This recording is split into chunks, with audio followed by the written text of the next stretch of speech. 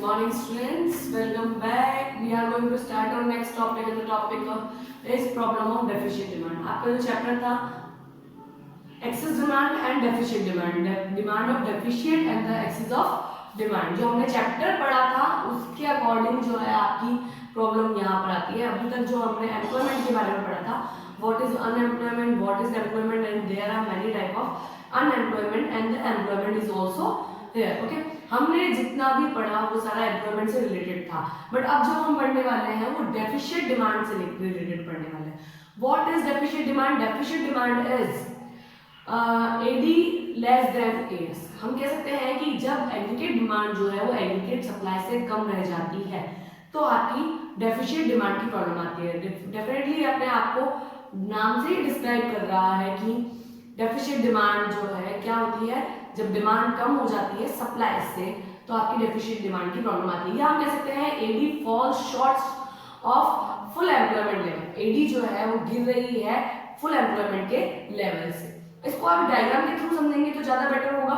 हम ये कह सकते हैं कि हमारी जो फुल कैपेसिटी है इकोनॉमी की, जो हम प्लान करते हैं कि इतनी बन जानी चाहिए, अगर आपकी डिमांड उससे कम होती है तो वो आपकी डेफिशिएंट डिमांड होगी. या हम कह सकते हैं कि हमारी जो कैपेसिटी है सप्लाई की वो ज्यादा है और उससे हम जो प्रोडक्शन कर रहे हैं वो कम है. हम ये भी कह सकते हैं कि access capacity of supply is also the problem of deficient demand. Access capacity of supply is the problem of deficient demand. Access capacity अगर आपके सामने है और आप उतना प्रोडक्शन नहीं करते हैं तो वो भी जो है आपकी शॉर्टेज ऑफ डिमांड या फिर डेफिशिएंट ऑफ डिमांड की प्रॉब्लम को शो करती है. या फिर हम कह सकते हैं कि हमारी जो डिमांड है वो ही कम है. Aggregate demand is less than aggregate supply is called problem of deficient demand. इसको मैं आपको एक डायग्राम के थ्रू देखती हूँ, यानी मेजरमेंट ऑफ डेफिशिएंट डिमांड. अब हम देखते हैं कि ये जो है आपका डायग्राम है, बेसिक डायग्राम है.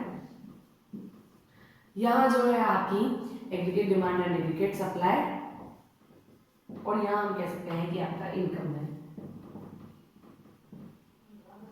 आपको अच्छे से याद है कि आपका जो वाई कर्व होता है वो 45 डिग्री का होता है. This is the income curve यानी AS curve. Okay students, and the next one is AD curve. मैंने आपको पहले भी बताया है कि एडी जो है कभी भी जो है जीरो से स्टार्ट नहीं होता है. ये है जो C plus I, AD equals to C plus I होता है. तो कंजप्शन बेसिक कंजप्शन से स्टार्ट होता है. ये दिस इज एडी, ठीक है, and this is the AD 1. This is the full employment and this is the plan employment. हम कह सकते हैं कि ये जो है आपका प्लान है कि ये आपका प्रोडक्शन हो रहा है और ये जो है हमारा फुल एम्प्लॉयमेंट का है. इतना हमको यूज कर पा रहे हैं और इतना हमको यूज करना चाहिए था. First equilibrium is this and the second one is this. ये इक्विलिब्रियम जो है आपका सेट हो जाता है इनकम पर, बट फुल एम्प्लॉयमेंट का जो आपका इक्विलिब्रियम है वो ये होना चाहिए. अब ये होना चाहिए और ये हमारे सामने अवेलेबल है. तो ये जो चीज आपकी बाकी रह गई ये आपको शो करती है कि AD is less than AS. यहाँ देखिए, अगर आप देखते हैं तो एग्रीगेट सप्लाई इंक्रीज है, एग्रीगेट डिमांड जो है वो डिक्रीज है. अगर एग्रीगेट डिमांड डिक्रीज होती है और एग्रीगेट सप्लाई इंक्रीजेस होती है तो उस सिचुएशन में जो है आपका जो भी इक्विलिब्रियम सेट होगा वो इक्विलिब्रियम जो है डिनोट करता है कि डेफिशिएंट डिमांड आपके सामने है. बेसिकली मैं ये कह सकती हूँ कि डेफिशिएंट डिमांड क्या है. डेफिशिएंट डिमांड ये है कि जो हमने एक्चुअली फुल एम्प्लॉयमेंट पे होना चाहिए था, ये जो है हमारा फुल एम्प्लॉयमेंट का कर्व है. फुल एम्प्लॉयमेंट पर आपका इक्विलिब्रियम यहाँ सेट होना चाहिए, बट हमारा इक्विलिब्रियम यहाँ सेट नहीं होता है. हम किसी भी तरीके से सिर्फ यहाँ तक ही पहुंच पाते हैं. अगर आप यहाँ तक ही पहुंच पा रहे हैं इसका मतलब ये हो गया है कि आपकी सप्लाई ज्यादा है और डिमांड जो है वो बहुत ही कम रह गई है. तो यहाँ जो सिचुएशन होगी वो ये होगी AD less then as.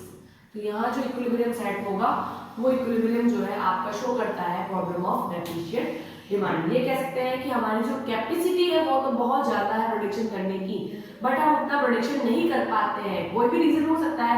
There are many reasons जो है वो हम अगली क्लास में देखेंगे कि इसके रीजंस क्या होते हैं. स्टूडेंट्स, मैं आपको डायग्राम पे इसलिए गौर कर रही हूँ क्योंकि यही डायग्राम जो है कॉन्सिक्यूज में भी काम आएगा, कॉजेस में भी काम आएगा, और हम ये कह सकते हैं कि ये जो है वो आपकी मेजरमेंट में भी काम आने वाला है. तो बेसिक डायग्राम जो है वो आप आप याद कर लें। उसके बाद जो है आपको फुल एम्प्लॉयमेंट पे कैसे जाना है, डेफिशिएंट डिमांड को क्या शो करता है, ये सारी जो चीजें हैं वो आपको यहाँ देखनी है। तो प्रॉब्लम ऑफ डेफिशिएंट डिमांड है क्या चीज?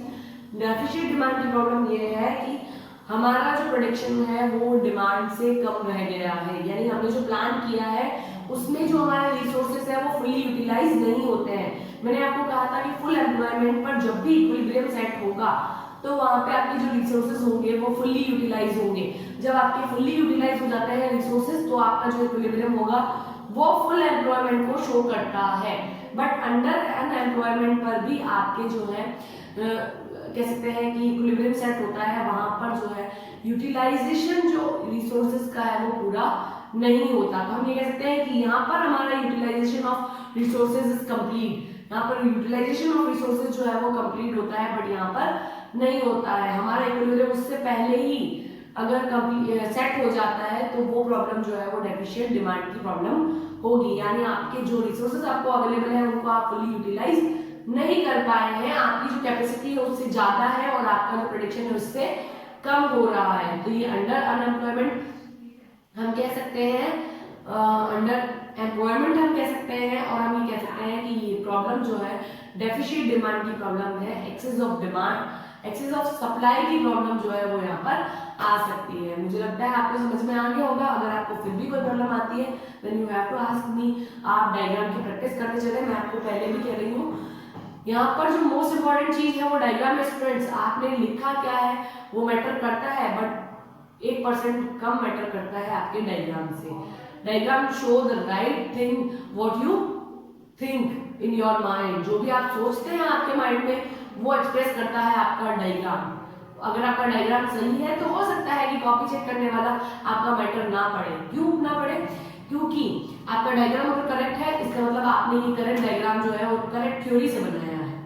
थ्योरी में अगर थोड़ी बहुत मिस्टेक हो भी जाती है तो वो कवर कर जाती है आपका करेक्ट डायग्राम। इसलिए मैं आपको अभी भी कहती हूँ कि ये बुक ऐसी बुक है जहाँ पर बहुत सारे lots of diagram you have available for your increasing in marks, यानी आपके इंक्रीज मार्क्स के लिए आपके पास बहुत सारे अवेलेबल है यहाँ पर डायग्राम। तो आप डायग्राम की प्रैक्टिस करें। इकोनॉमी जो है उसका बेस होता है डायग्राम।